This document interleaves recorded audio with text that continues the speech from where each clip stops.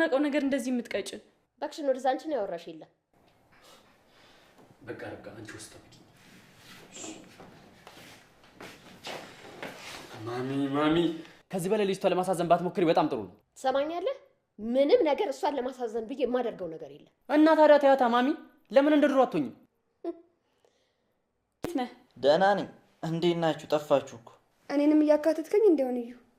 አይ እንደ እውነቱ አንቺን አላልኩ። ሀቀኛ እኮ ነህ። አውቃለሁ። እንዴ ርብቃ ቀለበት አሰረልሽ? አዎ እዩ። በለው ያበደ ጊዜ ነበረ። አዎ እዩ፣ በጣም ቆንጆ ቀን ነበር። ይመቻችሁ። ለማንኛውም ለአንቺ ደስ ብሎኛል። እሺ አመሰግናለሁ። በቃ እንሂድ። አዎ በቃ እንውጣ። ወዴት ነው የምትሄዱት ደግሞ? ጓደኛሽን ታማ እኮ ሐኪም ቤት ልጠይቃት ልንሄድ ነው። እና እኔ ስመጣ ጠብቃችሁ ነው የምትሄዱት? አይ አንቆይም። ርብቃ ግን ስመጪ እፈልግሻለሁ። እሺ እርችን አይነት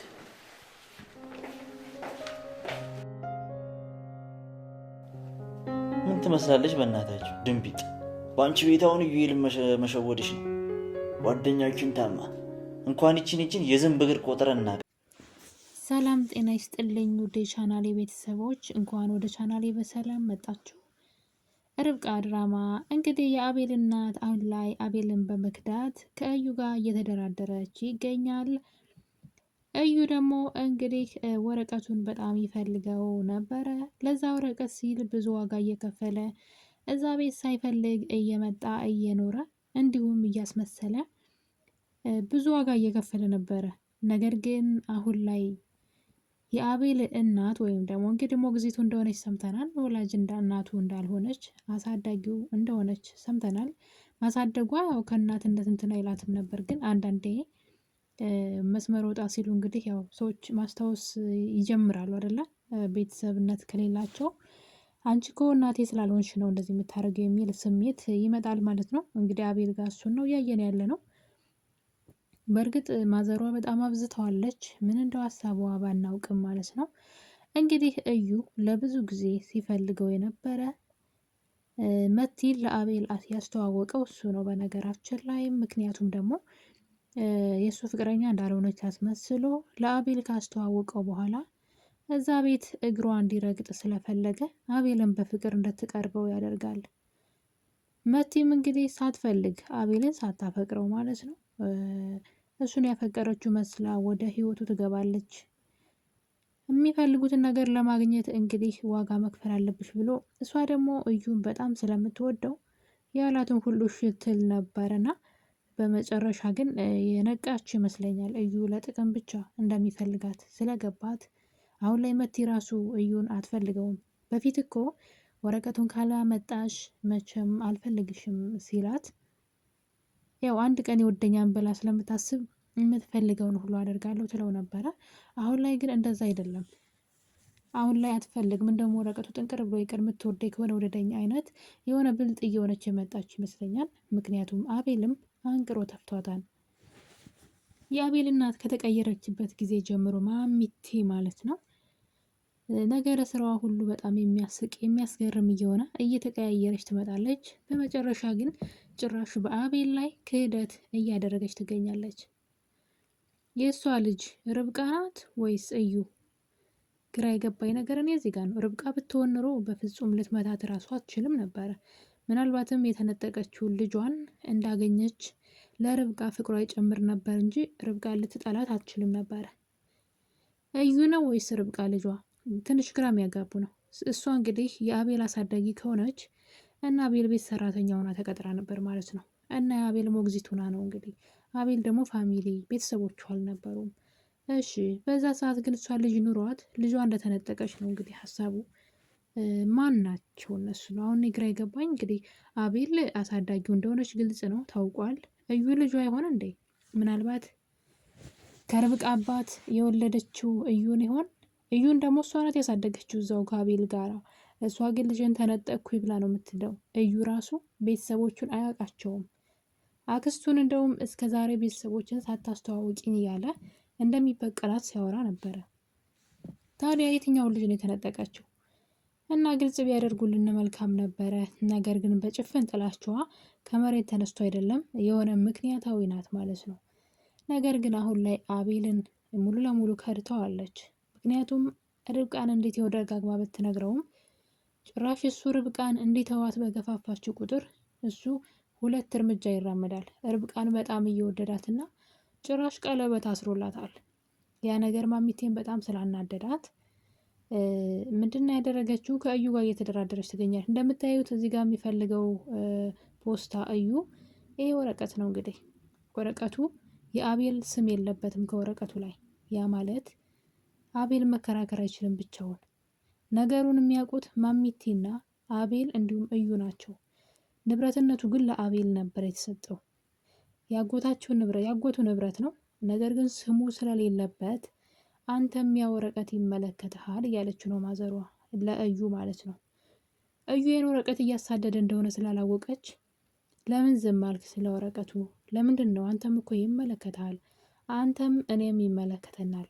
የአቤል ስም እስከሌለበት ድረስ ምንም ማምጣት አይችልም አይነት ነገር ነው። እና ሁለቱ እንግዲህ ተጨባብጠዋል። አቤልን ለመጉዳት ወይም ደግሞ ያ የቤት ካርታ ይባል የምን ካርታ እንደው ባይታወቅም ወይም ሊወስዱበት ወይ ሰርቀው ወስደው በስማቸው ሊያዞሩት ነው ወይም ሊጋሩት ነው ማለት ነው። እና አቤልን በዚህ መጠን ክደዋለች። እንግዲህ ከርብቃ ጋር ካልተለያየህ በሚል ነው እንግዲህ ሁሉ ነገር የደረሰበት። እሱ ደግሞ እውነት ለመናገር ከሆነ ከርብቃ ጋር ነው መሆን ያለበት። ፍቅር ይበልጣል። ምናልባት አንዳንድ ቁሶች ጊዜውን ጠብቀው ይመጣሉ እና በፍጹም በርብቃ ምንም ነገር እንዳይለውጥ ነው። ምክንያቱም ይህንን ፖስታ ይዘው ይህን ካርታ ወረቀት ይዘው ደግሞ በዚህ እንዳያስፈራሩት እየፈራሁኝ ነው። ርብቃና አቤልን ሊያለያዩቸው የሚችሉበት ምክንያት እንግዲህ ይህን ፖስታ ተጠቅመው ነው ብዬ አስባለሁኝ። ምናልባት አቤልን ቦታ ሰጥቶት አያውቅም ይህን ፖስታ። ነገር ግን እዩ ማዘሮ ይህን ጥያቄ ስታነሳለት ምን ለማለት ፈልገሽ ነው? የእኔ ባልሆነ ነገር ለምን ነው የምትጠይቂኝ? ለዛም ነው የእሱ ንብረት ስላልሆነም ነው ሰርቆ ከአቤል ለመውሰድ አንዴ ሰራተኛ ሲቀጥር፣ አንዴ የገዛ ፍቅረኛውን ለአቤል ፍቅረኛ እንድትሆን አድርጎ አሳልፎ ሲሰጥ፣ ይህ ሁሉ ነገር የሚያደርገው የእሱ ንብረት ስላልሆነ ነው። እና እንግዲህ ማሚቴ ግን ይህን ነገር እንግዲህ ልትበቀለው ፈልጋለች ማለት ነው አቤልን ከእዩ ጋር ሆና።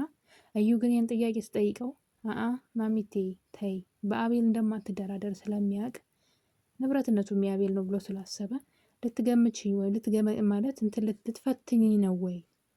ይህን ወረቀት እየፈለግኩት እንደሆነ ለማወቅ ፈልገች ነው ወይ ብሎ ነበር የጠየቃት። እሷ ግን ለምን አይመለከትም መብትህ እኮ ነው አለችው። ስሙ እስከሌለበት ድረስ አንተም ትችላለህ አለችው። እና ሰው ክፋት አያስብ። እንግዲህ ድንገት የተቀየረችው የአቤል እናት ማሚቴ ሌላ ጉድ ይዛ እየመጣች ነው። አቤልና ርብቃ ደግሞ ፍቅራቸው ከድሮ እጥፍ ሆኖ አሁን ላይ ጭራሽ የጋብቻ ጥያቄ ሁሉ ቀርቦላታል። በዚህ መሀል እንግዲህ ርብቃ ያማትና በድጋሚ ወደ ሆስፒታል ትሄዳለች። እናም የልጇን የምርመራ ወረቀት ይዛ ትመጣና ግን ትዋሻለች። እዩን ሚስጥሩን ያውቃል። እንግዲህ አቤል እዳ የገባ አቤል ነው እየተዋሸ ያለው እና አቤልን ስትዋሸው ነበረ። ነግሬ ነበር ጨጓራዬ ነው እያለች ነው። ርብቃ ምን ብላ ነበር መሰላችሁ? ያኔ አቤል ይህን መድኃኒት ውሰጅ ብሎ ሲወረውርላት መድኃኒቱን አልወስድም ትላለች። ለሪች ነበር የምትነግራት። ለምን ስትላት ነገ ላይ እኮ ነገር ግልጽ ሆኖ ይወጣል። ሆዲሽ ሲገፋ የሚታይ ነገር ነው። ያኔ ምን ልታደርጊ ነው? ነገ ምን እንደሚፈጠር አታውቂም አለቻት። እናም እንግዲህ እንዳለችው ታሪክ ተቀይሯል። አቤል ወዷታል። ከአቤል ጋር በደስታ እየኖረች ነው።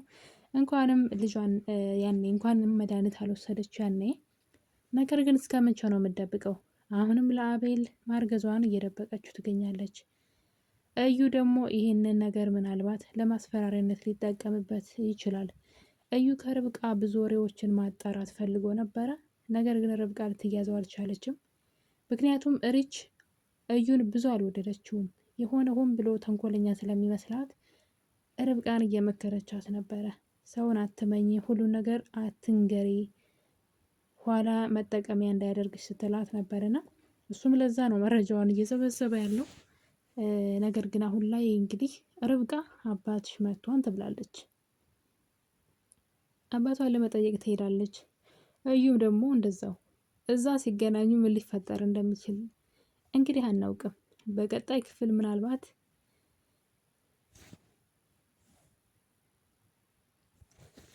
የአቤልና የእዩና የርብቃን መጨረሻ የምናይ ይመስለኛል። ምክንያቱም አብረው ሁለቱ መገናኘታቸው አይቀርም እዛ ቦታ ላይ። እናም አቤልና እዩና ርብቃ ምናልባት እህትና ወንድም መሆናቸውን በዚህ መልኩ ሊያውቁ ይችላሉ ብዬ አስባለሁ። እና ግን ርብቃም አርግዛለች፣ ቀለበትም ተደርጎላታል። ግን ነገሮች ፈጠን ፈጠን ብለዋል። ችግር እንዳይፈጠር ትንሽ እሰጋለሁኝ።